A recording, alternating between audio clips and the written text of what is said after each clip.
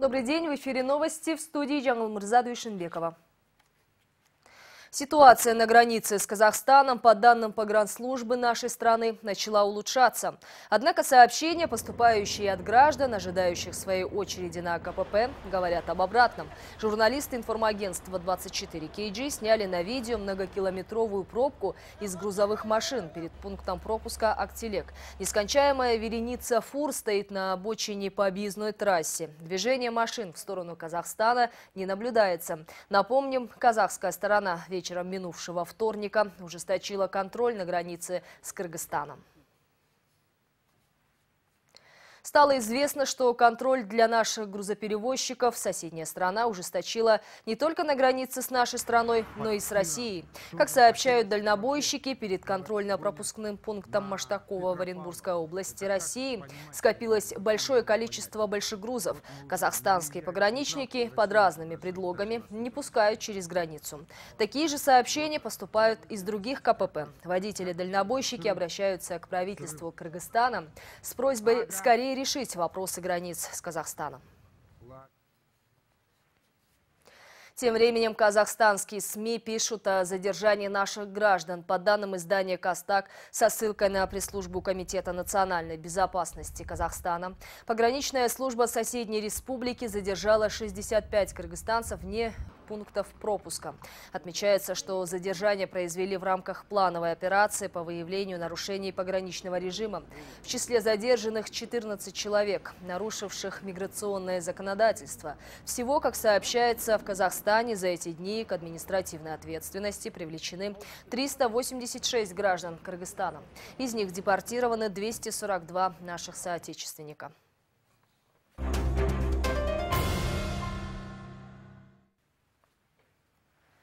Злоупотребление административным ресурсом, использование черного пиара и многое другое. Члены движения «За честные выборы» подвели итоги своих наблюдений за предвыборной кампанией кандидатов в президенты. Представители политической элиты призвали власти и претендентов к честной борьбе и выразили уверенность, что провокаций, о которых в последнее время настойчиво трубят государственные СМИ, удастся избежать. Подробности в нашем следующем сюжете. Предвыборная борьба на этот раз оказалась, пожалуй, одной из самых грязных. Причем использовали эти методы в большей степени сторонники кандидата от партии власти.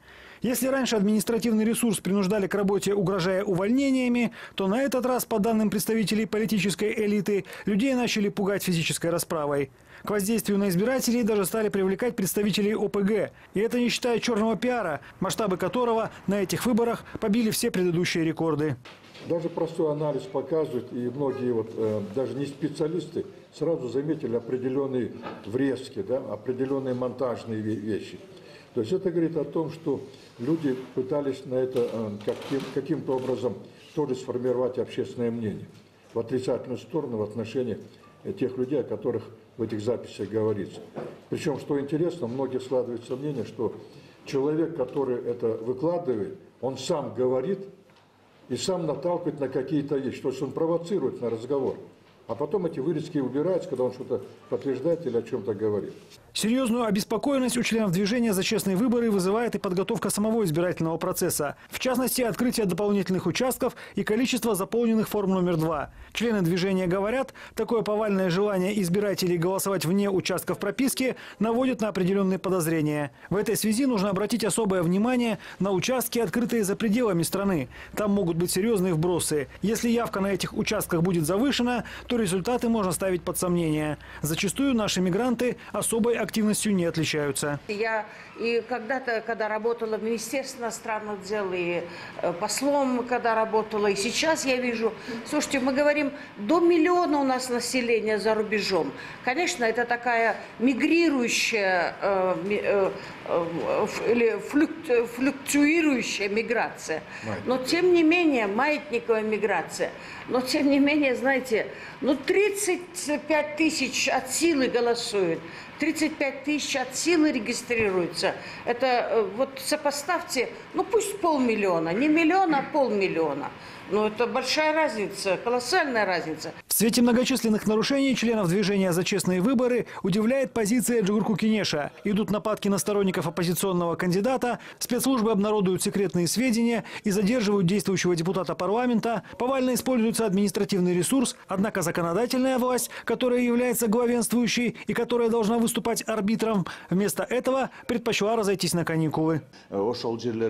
Во-первых, есть давление административного ресурса. Административный ресурс используется массово. Используют наших чиновников на местах, в аилах, в тех местах, где они родились. Отправляют их, освободив от работы, сбор голосов вести в пользу кандидата власти. То, что происходит такая мобилизация, мы писали и в СМИ, и обращались в прокуратуру, и в Джугурку Кинеш, и в ЦИК, и в правительство, но никакой реакции нет. Возмущены общественные и политические деятели и тем, что власти вместе с государственными СМИ дестабилизируют обстановку в стране. Многочисленные заявления о готовящихся провокациях не имеют под собой никаких оснований. Члены движения уверены, если кто и пойдет на организацию беспорядков, то только сами власти в случае поражения на выборах их кандидата. Члены движения «За честные выборы» уверены, если будет обеспечено справедливое голосование и не допущено применение административного ресурса, народ не станет выходить на митинги. Спровоцировать может только абсолютно цинично. И ну вот, насколько грязно они сейчас проходят, мы все являемся свидетелями, да? Но если столь же грязно будут подведены итоги, да, то я думаю, что это и послужит тем самым детонатором. Да? На самом деле мы не хотим пугать, мы просто это еще один раз повод обратиться. В конце концов, здравый смысл должен победить. И надеяться на то, что все нарушения закончатся вместе с предвыборной кампанией, не стоит, считают эксперты. Члены движения «За честные выборы» намерены проследить за ходом голосования и подсчета его результатов. Там наверняка еще будет о чем поговорить. Окончательный вывод члены движения обещают сделать после дня голосования. Игорь Потанин, Александр Симонов, НТС. Сегодня в интернете появилось видео, в котором запечатлен момент подкупа избирателей сторонниками кандидата от СДПК.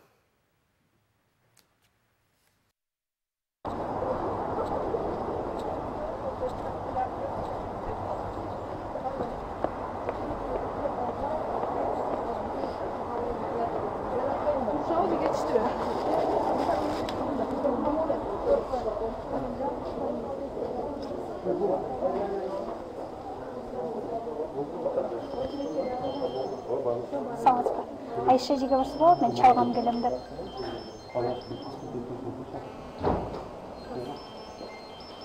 Айша жеге жакты, Вы что-то сказали? Телефон оставили? Нет.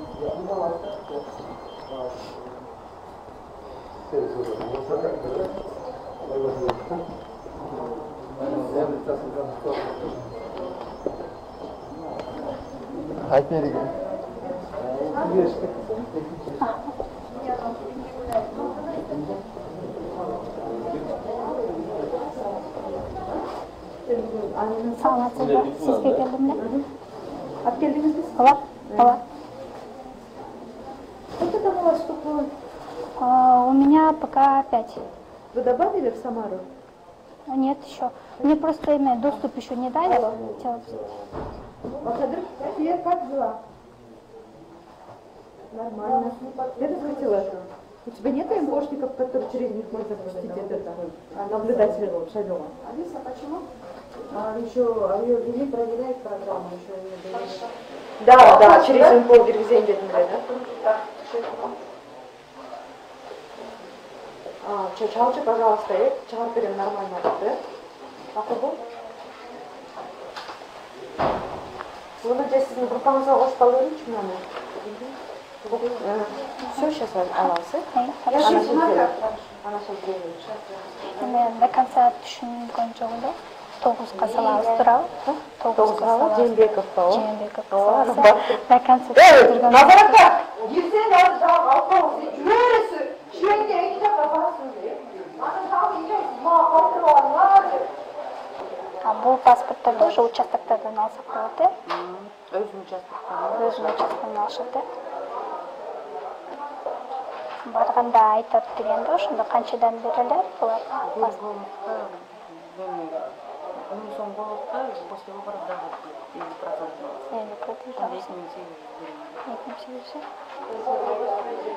Избирательный участканын ичинен да тозуп алышабы? Ошол жерден телефондорду бересиң, ичинде тосуп албайт, сыртында. Сыртында тозуп алышат, да? Чалып алат, издеп. А келин бузун макулаттыкын сен кыласыңбы?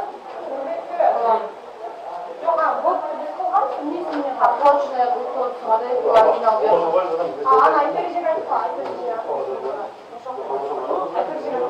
А Нурбектен ким алат? Аттан чоша билет, айпережем. Биз эле болгонбуз. Бияк каалабасызбы? Эмесе тосуп койсоң.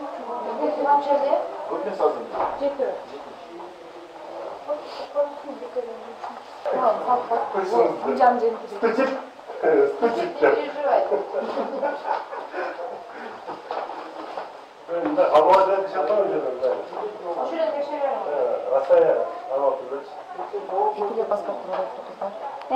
Хорошо, анда буларды.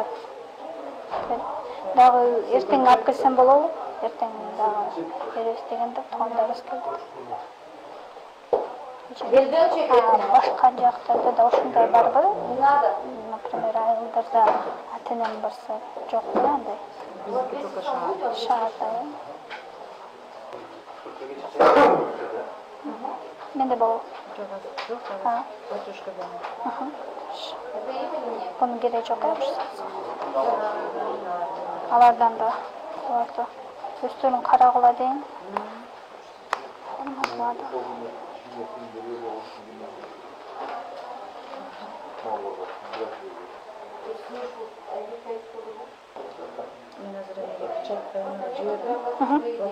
Çakal. Ага. Bunu ben barayım ben. Жоқ, аны батюшка мне был жакал. Хорошо.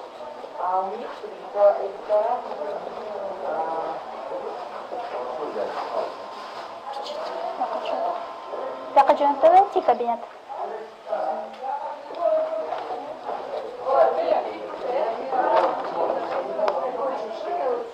Ого. Бирөө эко алайын, да?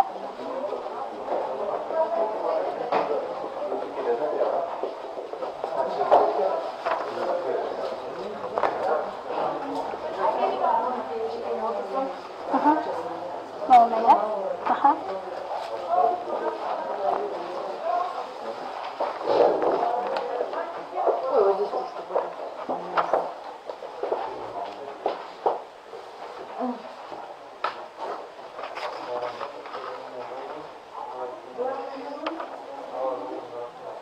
Можно ушел думаю, передерги выдавать, можно что-то такое. Конечно. На следующий день не выбирать. На следующий день, наверное, после выборы, если в 11:10 закончится, ой, 8 закончится, мы, наверное, до 10. Не знаю, это обсудится еще. Точно не могу сказать. Давайте. Там без салона. Меники. Давайте тоже жизнь, только не сонно, как это Меники эколе экон. А уже берем почту. А со вчерашнего дня ждут.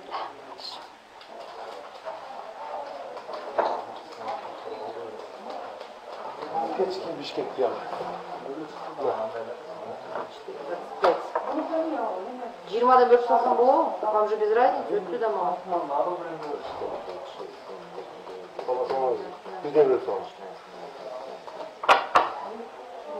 Düz çıkmaydı okşaydı. 70.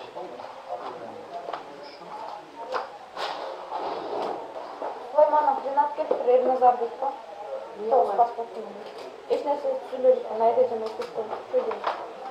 17 паспортов? 9. Нет, 9 много. Қанша дейді? 62 кен siz. 72. 70 otası var. 71 lira. 72. Есептен Yok, yazılı bir pasport var. Yok, sordum oğlum. Pasport sordum. Ben girmeyeceğim onu. Ben gelirken mi oluyor? O siz точно şundayız. Можно очередь? Просто я не считаю, у нее этот суется. Не упасть керек. Хапал сразу. Вообще хапал. А это что такое? Хапал давно, где-то.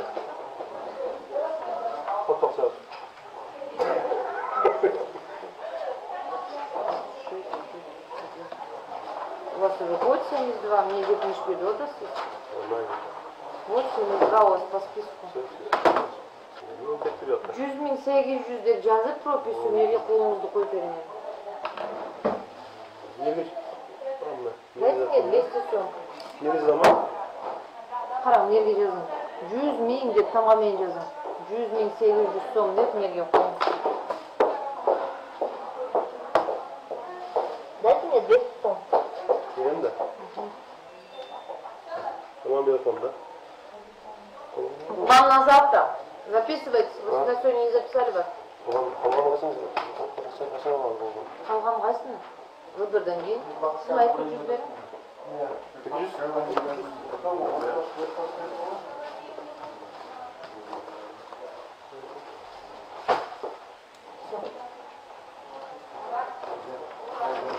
Присобол. О,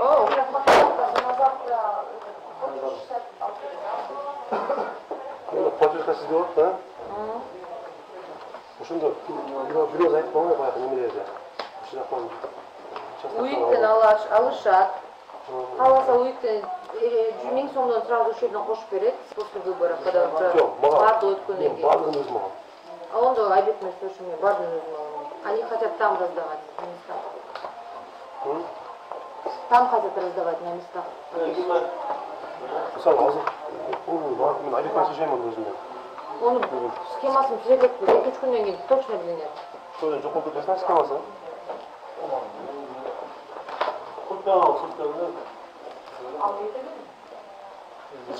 Қанша білінеді елде бұл елде қойды, например. Паспортын алып дальше кетіп қалған жоқ болды деп сейчас. Биометрикасынан бір алған. Ну? Қалай кеп?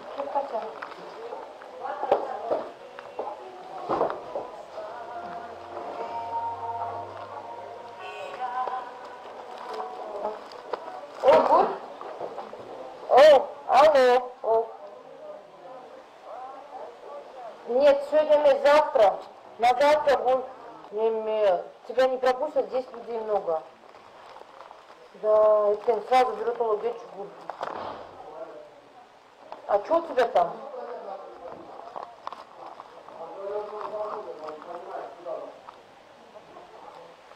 Ого! У меня тоже сейфным ключом жёлт стоит на 10 гривен. Я тоже боюсь. Беру не меня вообще. А Даша Китя тоже, я не беру вообще паспорта с собой.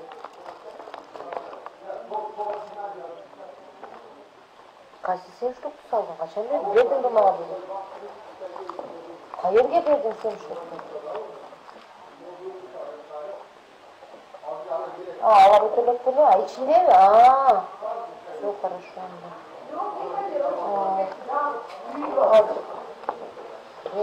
Азыр, отырчу. Азыр. У тебя 200 сом будет? Это самое падение. Очень много.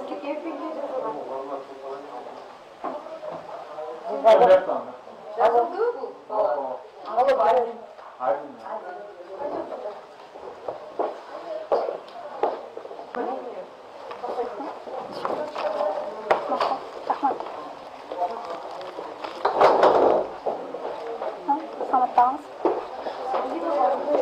Подавали же, да?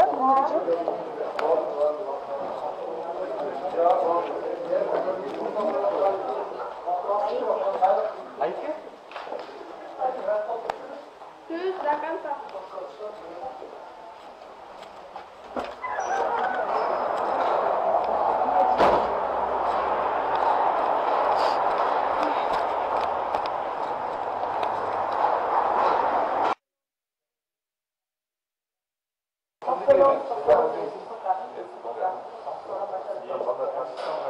Жоқ, просто тут системаға сейчас не успеешь, потом успеешь, длинно шахтан.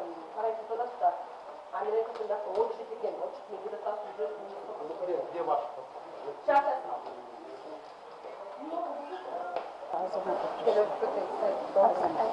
От какого замата?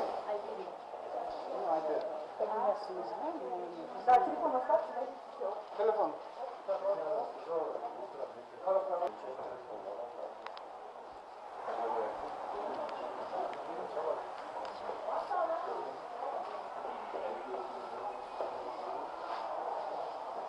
Salaamaleyküm. Kayada 45 lira ki indik ki. Yok mu? Yok koysam. Hayırdır ne kaçak? 45 lira. Allah değil. Bakalım garajı var. Allah. Allah. Aşağı al.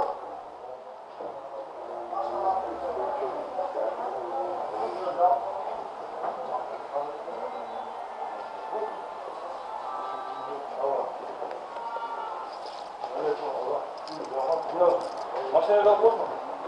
Al. Alıyor alıyor.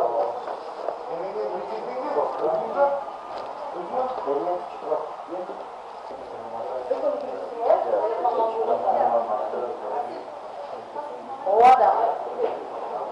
Думает, это раз. Или на телефоне. Bizim pasta taşırmaz mı? Surali değil mi? O da.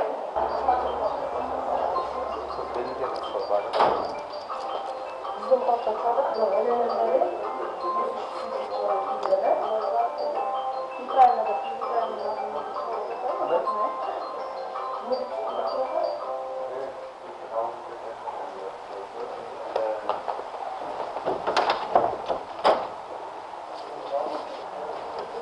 А сейчас, подождите. Эльдиар? Иди сюда. Как дела?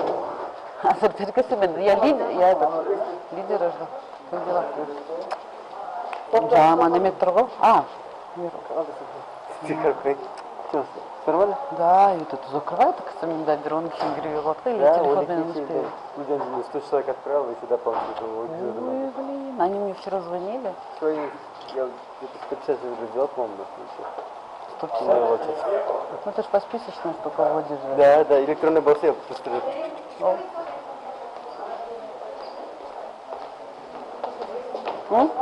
Куда снимать операцию? Угу.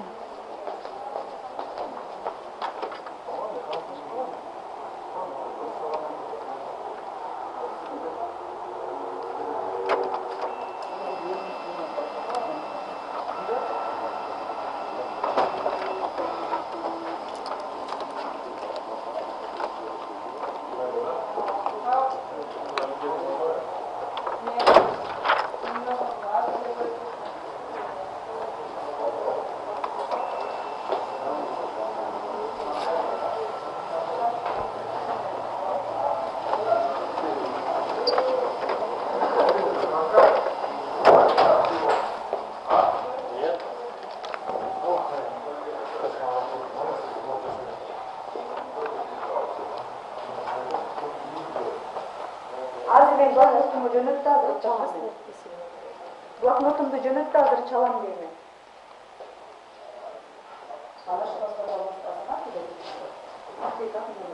По его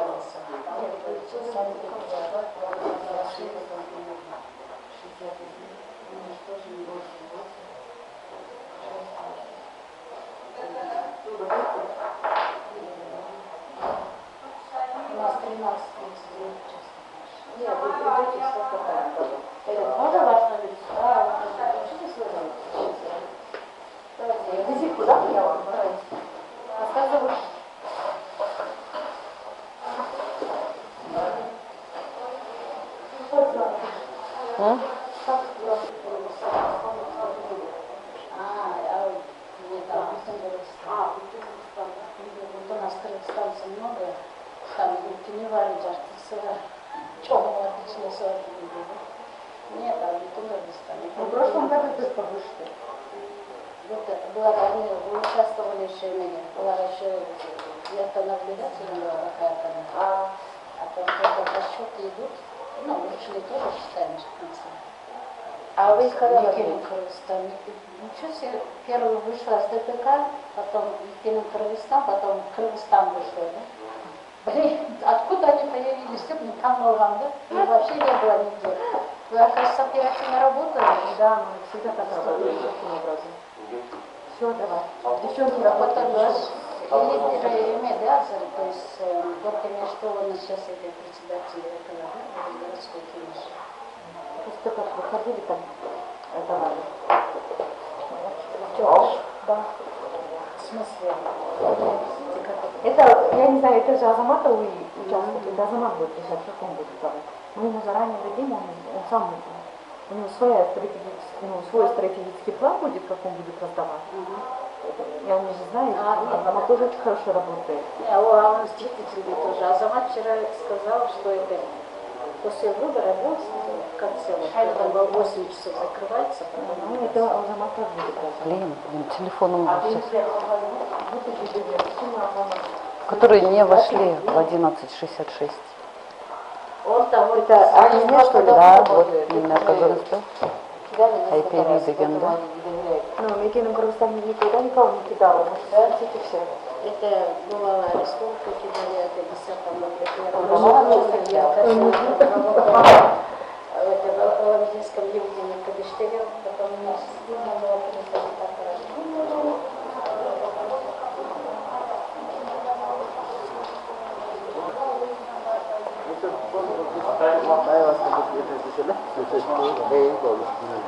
Он появился и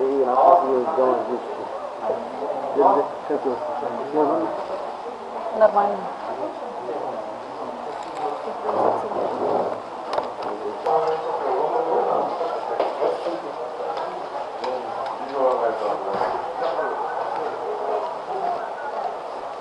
$250 000. Ну, кому выделяем? МТО, да? Угу. Давайте.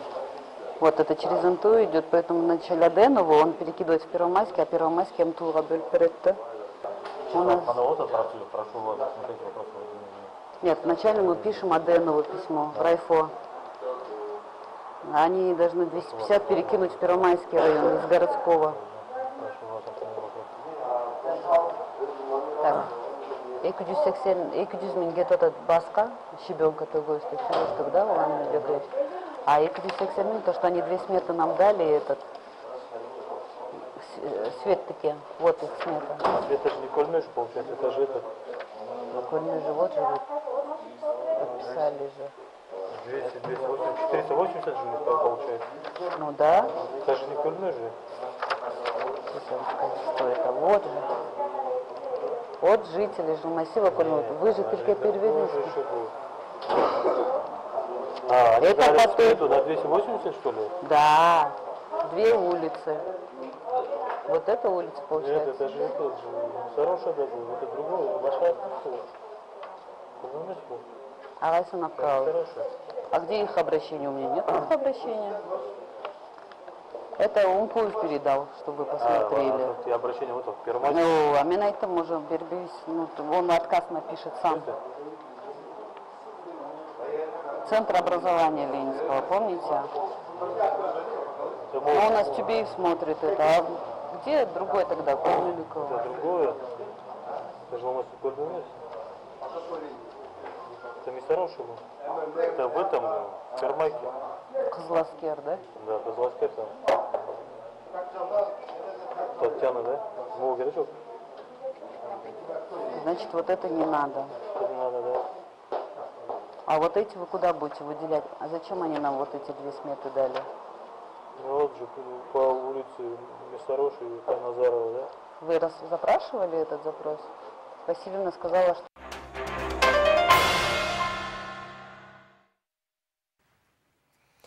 Сегодня последний день предвыборной агитационной кампании. Напомним, она началась 10 сентября и закончится сегодня ровно в полночь. Завтрашний день объявлен днем тишины, то есть завтра ни кандидаты, ни их штабы и сторонники не имеют права проводить агитацию. Также средства массовой информации и интернет-издания, аккредитованные ЦИК для участия в агитации, не имеют права на ее проведение. В Центризбиркоме предупреждают, в случае нарушения дня тишины со стороны участников избирательного процесса ЦИК вправе применить меры по отношению к нарушителю, говорится в сообщении.